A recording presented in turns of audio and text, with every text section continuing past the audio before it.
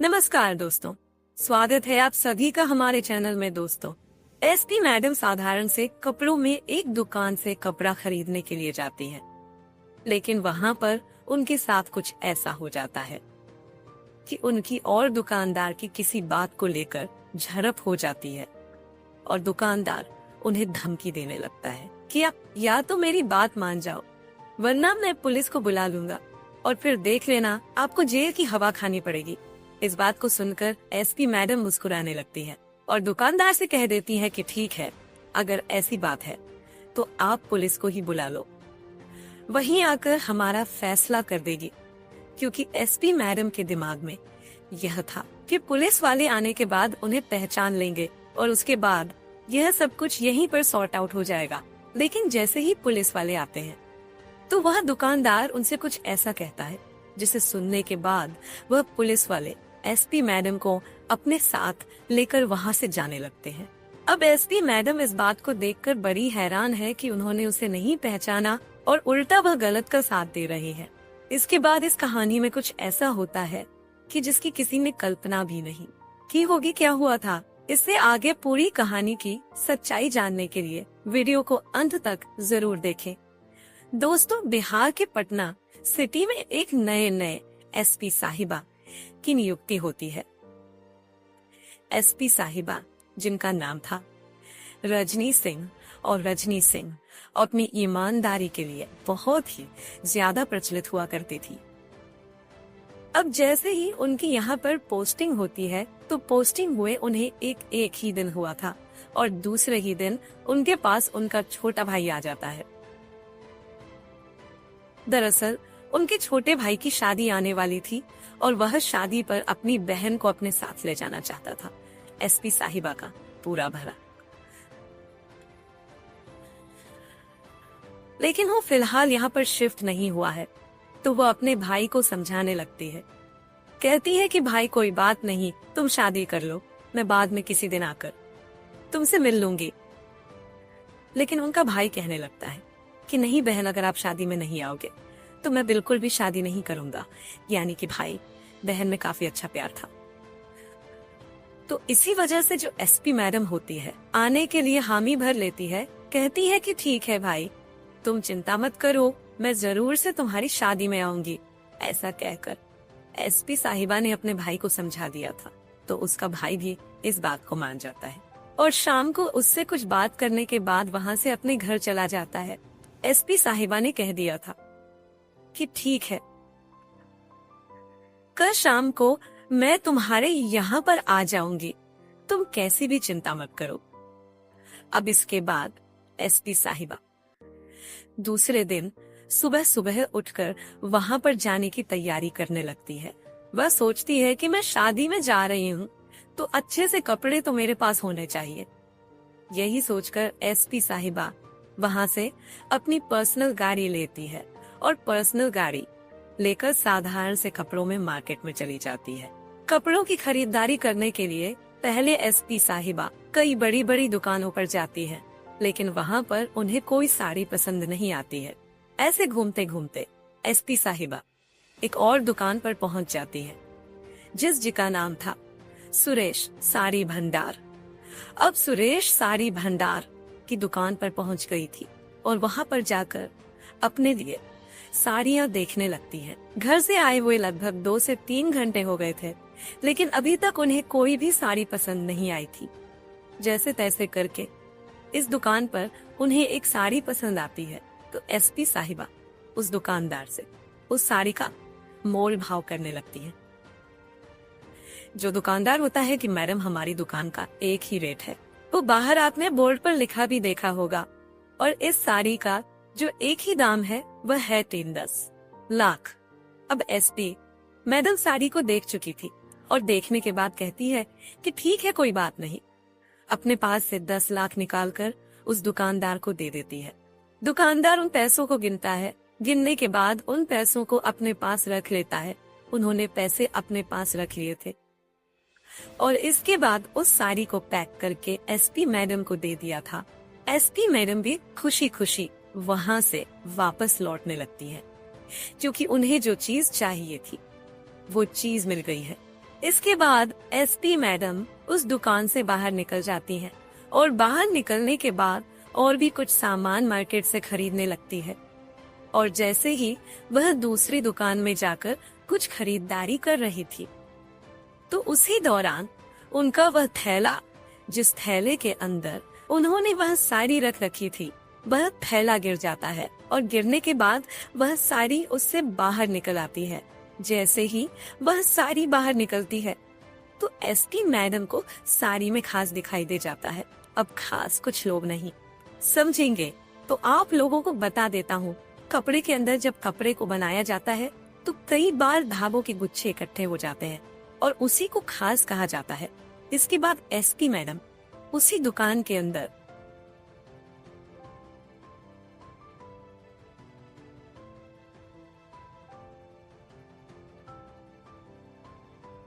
फैलाकर देखती है तो उसमें जगह जगह ऐसे खास बने हुए थे जो कि साड़ी की खूबसूरती को पूरी तरह से बर्बाद कर रहे थे। इसके बाद एसपी मैडम वहां से उस दुकानदार से जो कुछ उन्हें खरीदना था उसको खरीदती है और दोबारा से उसी सुरेश साड़ी भंडार पर पहुंच जाती है। वहां जाने के बाद वह दुकानदार को यह सब कुछ दिखाती है और कहने लगती है कि यह साड़ी रख लो और मुझे कोई दूसरी साड़ी दे दो। अब इसके बाद दुकानदार अपना नाक सिकोड़ना लगता है, लेकिन फिर भी मजबूरन वह एसपी मैडम को दूसरी साड़ी दिखाने लगता है।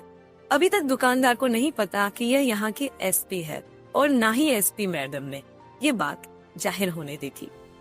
इसके बाद एसपी मैडम काफी देर तक उस दुकान के अंदर साड़ियां ढूंढती है, लेकिन उन्हें कोई भी साड़ी पसंद नहीं आती है। जब उन्हें साड़ी पसंद नहीं आती है तो वह दुकानदार से कहने लगती है कि अंकल, आपके यहाँ की कोई भी साड़ी मुझे पसंद नहीं आ रही, तो आप ऐसा करो, मुझे पैसे ही वापस दे दो, मैं किसी और दुकान से देख लूंगी। लेकिन तभी जो दुकानदार है वह पैसे देने से मना कर देता है और दुकान में लगे हुए एक छोटे से पर्चे की तरफ इशारा करता है, जिस पर्चे पर लिखा हुआ था, बिका हुआ माल वापस नहीं होता, केवल बदला जाएगा। अब एसपी मैडम सुनती है तो बड़ी हैरान होती है। तभी वह कहने लगती है कि देखो, वो बात तो ठीक है अंकल, लेकिन 10 लाख की मैंने साड़ी खरीदी थी, अब उस साड़ी के अंदर कमियां निकल आई तो मैं क्या करूं?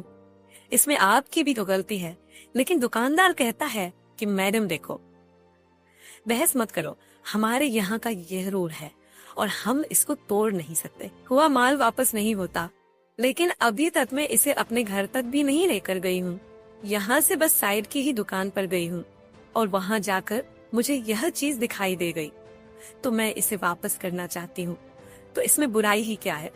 लेकिन दुकानदार अपनी बात पर अट जाता है और कहता है कि नहीं मैडम, यह वापस नहीं होगी, आप चाहे जो हो वो कर लो।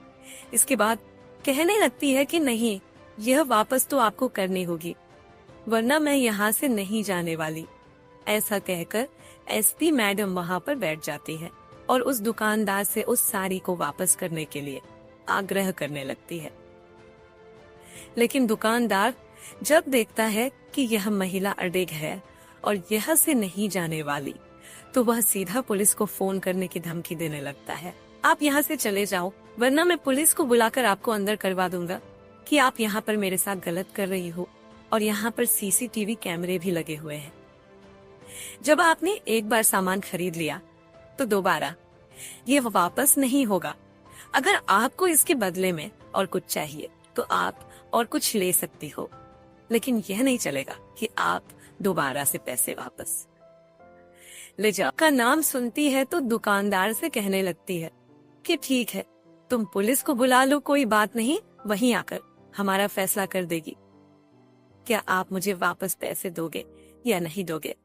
अब 500 की बात थी तो दुकानदार सोचने लगता है कि पुलिस को बुला लेता हूँ, उसमें से 500 पुलिस वालों को दे दूंगा और वह लोग इसे यहाँ से धमका कर भगा देंगे। ऐसा सोचकर दुकानदार पुलिस वालों के पास फोन कर देता है और उन्हें अपनी समस्या बताकर उन्हें यहाँ पर बुला लेता है।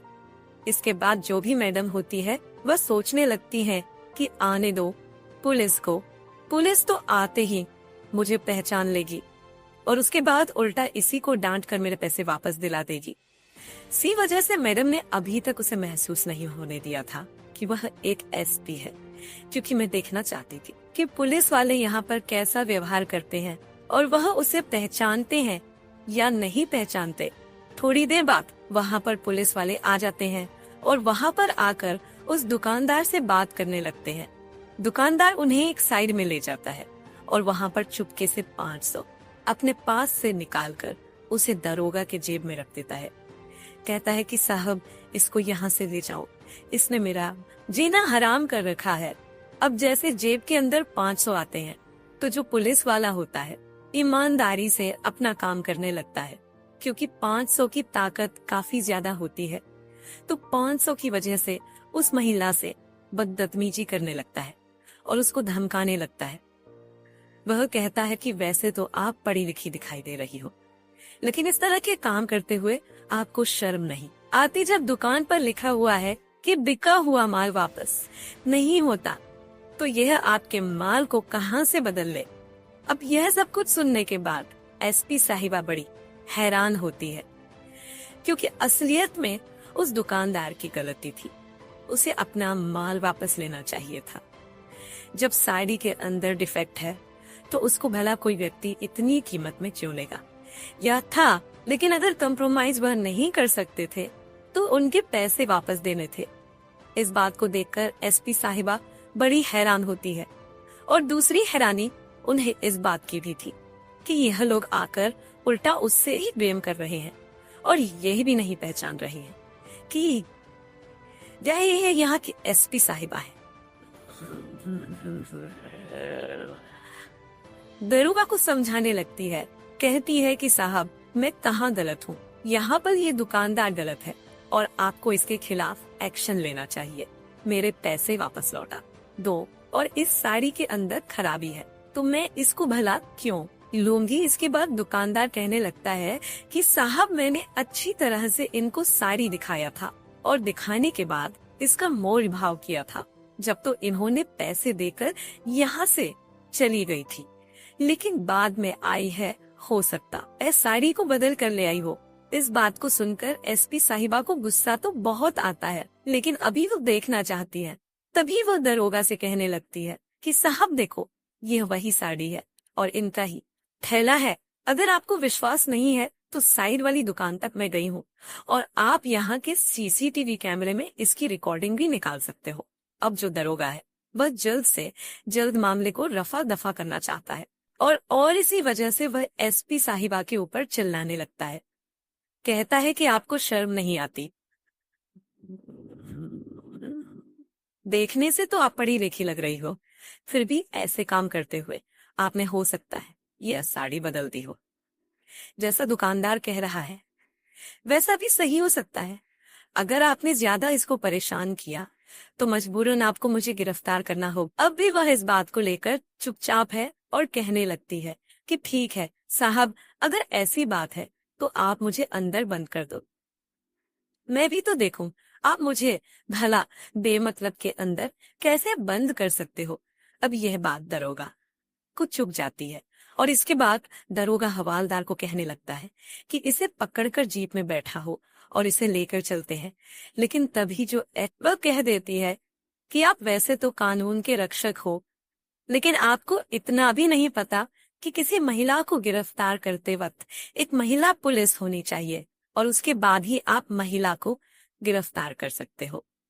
अब ये बात सुनकर जो दरोगा होता है वह और भी चिढ़ जाता है, लेकिन अभी तक वहां पर थोड़ी सी भीड़ इकट्ठा हो गई थी, तो इसी वजह से दरोगा रखता है और फोन करके वहां पर महिला कांस्टेबल बुलाता है।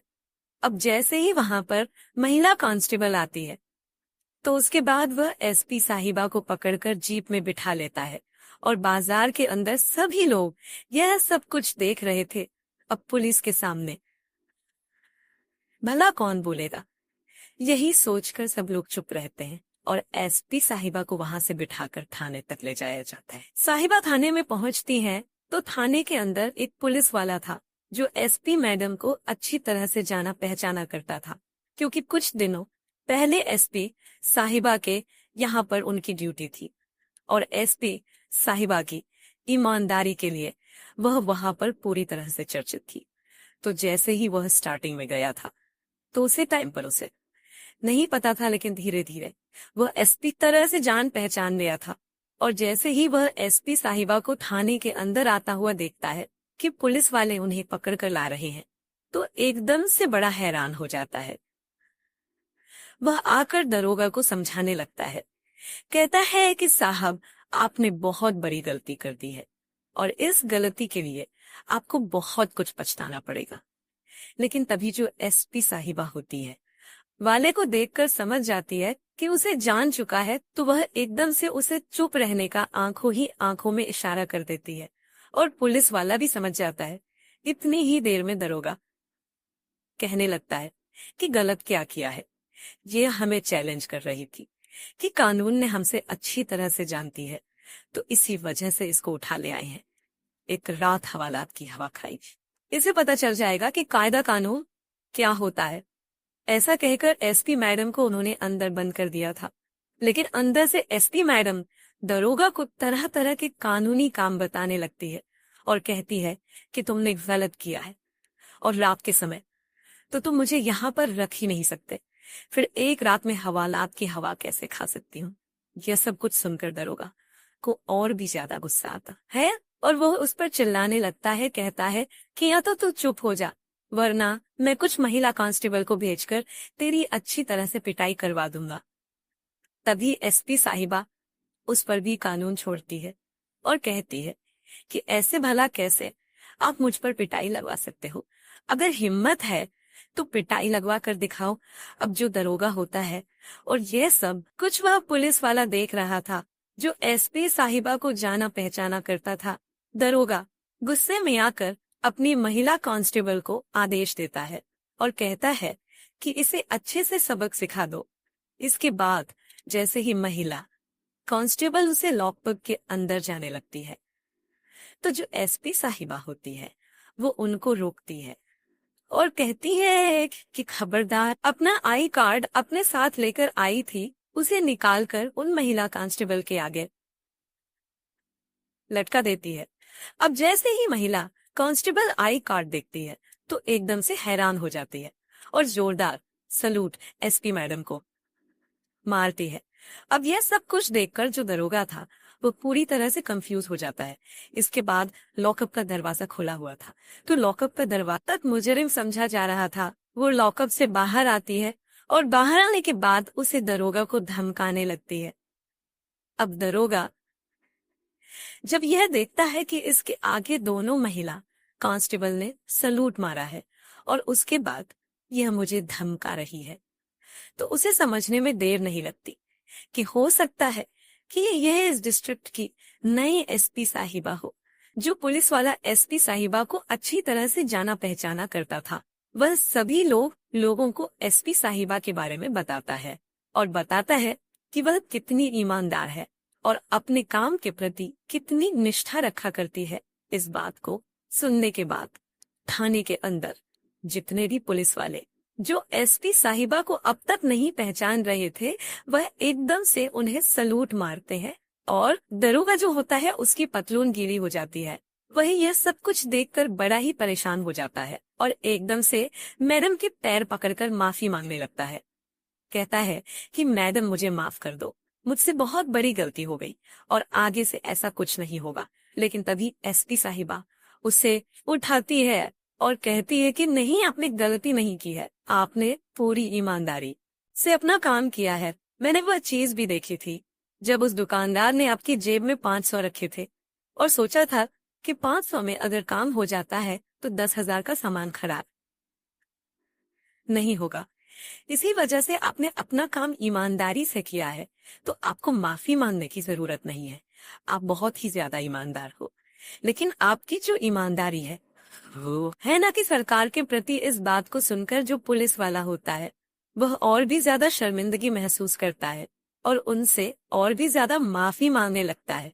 लेकिन महिला दरोगा उनसे कहने लगती है कि तुमने कोई गलती नहीं की है, यह तो तुमने गुनाह किया है और इस गुनाह की सजा तुम्हें जरूर मिलकर रहेगी।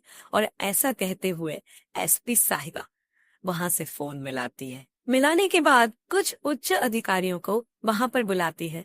उन्हें बुलाने के बाद वो पूरी की पूरी करतूत उस पुलिस वाले दरोगा की उन लोगों को बताती है और कहती है कि फौरन से फौरन इन पर कार्रवाई होनी चाहिए। लेकिन तभी जो उच्चाधिकारी वह कहने लगते हैं कि मैडम, अगर इस पर आपको सख्त कार्रवाई करनी है तो इसके लिए आपको सबूत चाहिए। यह सब कुछ किया है और इसने सच में ही रिश्वत ली है। इस बात को सुनकर एसपी मैडम थोड़ी देर के लिए सोच विचार करने लगती है। तभी उन्हें ज्ञात होता है कि उस दुकान में लगे हुए सीसीटीवी का वह दुकानदार कर रहा था, क्योंकि उसने मैडम को भी धमकी दी थी कि इस दुकान में सीसीटीवी कैमरे लगे हुए हैं और पुलिस वालों को तुम्हारी हरकत मिल जाएगी। इसके बाद एसपी साहिबा वहां से उस पुलिस वाले के साथ जाकर उस दुकान से वह सबूत ले आती है, जिस सबूत के जरिए उस दारोगा को अच्छी खासी सजा मिल जाएगी और कोई भी कैसी भी दिक्कत नहीं होने वाली। वह उस दुकान पर जाकर सबसे पहले अपना आई कार्ड दिखाती है और उसके साथ में जो पुलिस वाला होता है उनका पूरा परिचय उस दुकानदार को देता है। अब दुकानदार इस बात को सुनने के बाद थर थर कांपने लगता है और हाथ जोड़कर उनसे माफी मांगने लगता है। कहता है कि मैडम, मुझे माफ कर दो, मुझसे बहुत बड़ी गलती हो गई और मैं तो कुछ और ही समझ रहा था। अभी तक भी कुछ लोग वहां पर बैठे हुए थे जिन्होंने यह सब कुछ वाकया होता हुआ देखा था और वह यह सब कुछ देखकर बड़ी हैरान हो जाते हैं कि जिसके साथ आज इसने गलत किया है और पुलिस से पकड़वा है, वह पुलिस की ही बहुत बड़ी अधिकारी है। इसके बाद वह लोग इस बात को चारों तरफ फैला देते हैं और जो महिला एसपी होती है उस दुकान से सीसीटीवी की रिकॉर्डिंग लेने के लिए कहने लगती है। इसके बाद वह दुकानदार उनको सीसीटीवी की रिकॉर्डिंग दे देता है और इस रिकॉर्डिंग को देने के बाद वह हाथ जोड़कर उनसे माफी मांगता है। कहता है कि मैडम, मुझे माफ कर देना, मुझसे हो गई, आगे से ऐसा कुछ भी आपको देखने को नहीं मिलेगा। जिस पर्चे पर यह लिखा हुआ था कि बिका हुआ माल वापस नहीं होता, वो दुकानदार फौरन से उस पर्चे को फाड़ देता है और एसपी साहिबा के पैरों को पकड़ने लगता है। लेकिन तभी एसपी साहिबा उन्हें खड़ा करती है और सभी लोगों के सामने कहती है कि देखो, अच्छे नहीं लग रहे। हाँ, आपने जो गलती की है ऐसी गलती अब किसी के साथ मत करना, क्योंकि यहाँ पर जो भी आपके पास आता है वो ग्राहक होता है और ग्राहक भगवान का रूप होता है, तो उनके साथ ऐसा ही व्यवहार करें। ऐसा आज के बाद कभी भी मत करना और आपकी दुकान की अगर कोई भी शिकायत मैंने सुन ली तो फिर मैं आप पर कड़ी से कड़ी कार्यवाही करूंगी और आपको कोई भी नहीं बचा पाएगा। ऐसा कहकर एसपी साहिबा उन्हें वार्निंग देती है और वार्निंग देने के बाद वह सबूत को लेकर वहां से दोबारा थाने चली जाती है। थाने जाने के बाद उसे सबूत को वह बड़े अधिकारियों के सामने प्रस्तुत करती है और उनसे कहती है कि इन पर अच्छी से अच्छी कार्रवाई होनी चाहिए, ताकि जीवन में को पहले तो सस्पेंड कर दिया जाता है और केस चलने के बाद उसको 3 साल की जेल भी होती है।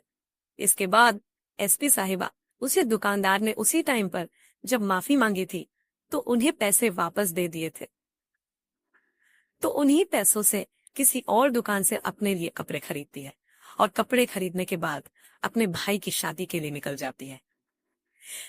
लेकिन जाते जाते वो काफी ज्यादा लेट हो गई थी और जब उसका भाई उनसे लेट होने का कारण पूछता है तो वह पूरी कहानी अपने भाई को बताती है और इस कहानी को सुनने के बाद भाई कहने लगता है कि बहन, ये तो रोज रोज का है, यहाँ पर पुलिस वाले ऐसा ही किया करते हैं। लेकिन तभी उनकी बहन कहती है, रजनी की भाई मैं, पर इस चीज की कोशिश तो कर सकती हूँ। हो सकता मेरी कोशिश कुछ हद तक कामयाब हो जाए और जिन जिन जगहों पर मैं पोस्टिंग करूं वहां पर लोग ईमानदारी से जीना सीख ले। इसके बाद एसपी साहिबा अपने भाई की शादी को अटेंड करती है और शादी को अटेंड करने के बाद दोबारा से अपनी ड्यूटी ज्वाइन करती है। अब जितने दिनों तक उनकी ड्यूटी वहां पटना में रहती है तो उसे टाइम तक वहां पर कोई भी पुलिस वाला रिश्वत लेने से पहले 100 बार सोचा करता है, क्योंकि यह केस सभी लोगों के सामने आ गया था। जो लोग दुकान पर बैठे हुए थे उन्होंने इस बात को चारों तरफ फैला दिया था और जब यह बात अखबार के अंदर निकली थी तब भी यह केस सुर्खियां बटोर रहा था और लोग इस बात को देखकर बहुत ज्यादा सतर्क हो गए थे। दोस्तों, ये थी आज की कहानी, जहां पर एक महिला एसपी सादे कपड़ों में दुकान पर जाती है, लेकिन वहां से उसे पुलिस पकड़ लेती है। आप क्या कहना चाहते हो इस कहानी के बारे में? आपकी जो भी राय कमेंट बॉक्स में लिख सकते हो, लोगों के साथ शेयर कर सकते हो। वीडियो अगर अच्छी लगी हो तो वीडियो को लाइक और चैनल को सब्सक्राइब जरूर करें, ताकि हमें और भी ऐसे अच्छे अच्छे वीडियो बनाने की दयाल हौसला मिल सके। इन कहानियों को सुनाने का उद्देश्य किसी को परेशान करना बल भी नहीं है। यह कहानी आपको इसलिए सुनाई जाती है ताकि आप लोग इन कहानियों में से कुछ ना कुछ सीख सको और अपने जीवन में उस चीज को अप्लाई कर सको। मिलते हैं किसी नेक्स्ट वीडियो में नए टॉपिक के साथ। आप सभी का बहुत बहुत धन्यवाद। नमस्कार दोस्तों, स्वागत है आप सभी का हमारे चैनल में। दोस्तों, एसपी मैड